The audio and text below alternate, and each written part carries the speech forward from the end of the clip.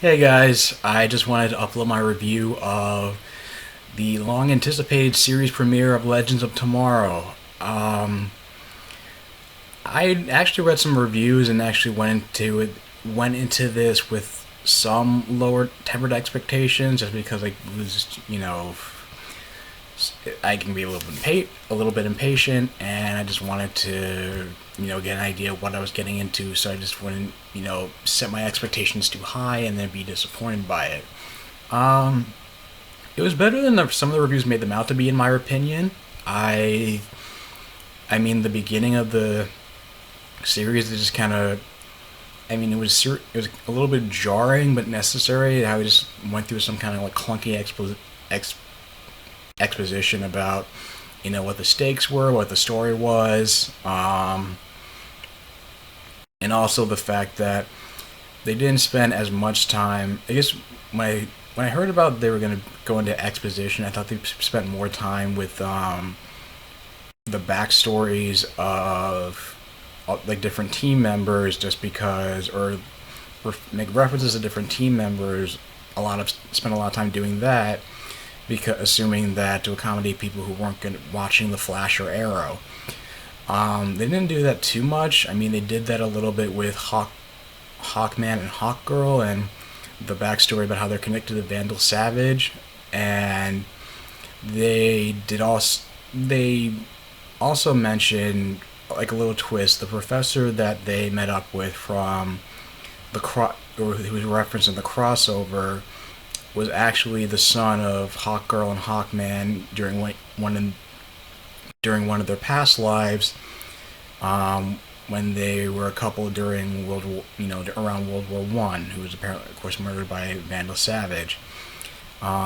Rip Hunter is the one who rounds everybody up. He travels to different locations and knocks them out with this, like, almost like a it almost looked like the equivalent of like an I don't know, like not like a neuralizer, but just sort of like this like gun that just shoots this ray of light that just knocks everybody out. Um, so he finds the Atom attacking the hive base of Damien Dark while working with the Arrow. He also finds Sarah Lance in Tibet in a bar fight. He finds Captain Cold and Heatwave robbing somewhere in Central City. Getting away from a robbery in Central City, he finds Firestorm in Pittsburgh and the Hawks in St. Roach. So, and of course, I can understand like what the producers were saying when it has like a very Guardians of the Galaxy vibe. I'll get into that more later, but he takes them back to 1975 to go save the professor because he's supposed to die of unknown circumstances within 24 hours. But they were also being pursued by Kronos. I mean, if you've seen Justice League Unlimited, he was more of like time manipulation was a superpower, but apparently he's a bounty hunter working for the Time Masters, because apparently he's forced to Rip Hunter's forced to reveal that he'd actually resigned from the Time Masters because they said that they were supposed to have like a hands-off approach to what unfolds in history, no matter how bad things get.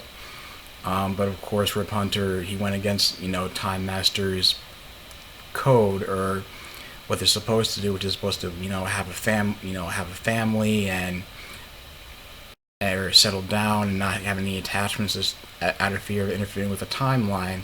Rip did that, and a wife and child are the people that were murdered by Vandal Savage in the opening of the show, which is in 2166 is where Rip Hunter's from, in London, and that's where Vandal Savage kills them. And apparently Vandal Savage knew Rip Hunter because he says, "Oh, you seem to take after more of your mother than your father."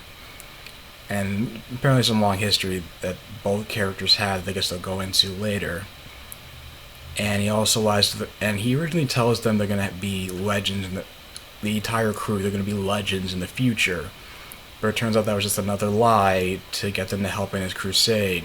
That it was more of a, it's not just to save the. I mean, it was kind of a personal vendetta. I get part of it's a personal vendetta to kill Vandal Savage and avenge his family, but also to save the world from going to hell. But it turns out that none of the characters that he recruits, he says that none of them have any impact on the future. They don't have any. There's no recorded records. They don't make any name. They don't make names for themselves. And at first, I thought they were being like kind of meta because, I guess Sarah Lance isn't the character in the comics. So, and of course, a White Canary was like I think it's like was supposed to be like a one-shot villain for the Black Canary in the comic books, but then maybe he was, I don't know, but maybe it's because it's the meta thing or being a nudge, wink, wink kind of thing about how maybe these are characters that aren't quite as popular as the major DC headliners or the Justice League. I could be reading too, or I feel like it's like the show's trying to say that, oh, these are like these are the kind of like the B, C list characters in the DC universe, or making a reference to, or like a mythology gag. But I could be reading too much into it. I don't know. But the thing, I mean, I would have to say like a lot of comedic moments that I loved about this, like the bickering back, like the kind of bickering back and forth. That's why it did have a very Guardians of the Galaxy vibe. The fact that that Katie Law seems to have chemistry with Wentworth Miller and McRory. They ended Rip Hunter just sidelined them for the mission to go find the professor. So they decided to go to a bar and they get into a bar fight, and they just end up coming in to save the day, help in the fight against Kronos. And also the fact that I guess one like comedic moment where Martin Stein knocks Jefferson Jackson unconscious because he doesn't want to go on the mission, and Sarah just I mean, it's like hard to say. I mean, it's just hard to prescribe. It's sort of like the snarkiness that you kind of would see in Guardians of the Galaxy or Avengers. Just little moments like that when I just thought were kind of endearing and just was kind of made it fun to watch. I mean, there was like some kind of clunky, a little bit of clunky exposition, and I don't know. I guess if anything, the biggest thing is it felt like they were a little bit. It did feel like a little bit rushed, but I don't know. And I guess maybe things feel like a little bit rushed. I mean, I wouldn't say the pilot was quite as strong as, say like the Flash pilot, or maybe the Arrow. And maybe that's because it's like there's so few. Maybe because like there's so many characters they have to, and maybe because it was a more ensemble thing, they kind of had to balance everybody's storylines and maybe they're not able to put as much character focus and resonance. So, but overall, I thought it was still pretty good. This is definitely a show I'm going to be following for sure, and doing weekly reviews for, along with Flash and Arrow. And Supergirl. I'm going to put up my Supergirl and Arrow videos tonight, and I'll explain in those respective videos why I wasn't able to put them up earlier. But overall, I think I give this like a 7.5 out of 10. And what do you guys think of the episode? Is there anything I left out or forgot to talk about? If you like this video, anything I forgot to mention, leave it in the comments down below. If you like this video, like, share, and subscribe, and I'll talk to you guys soon. Take care.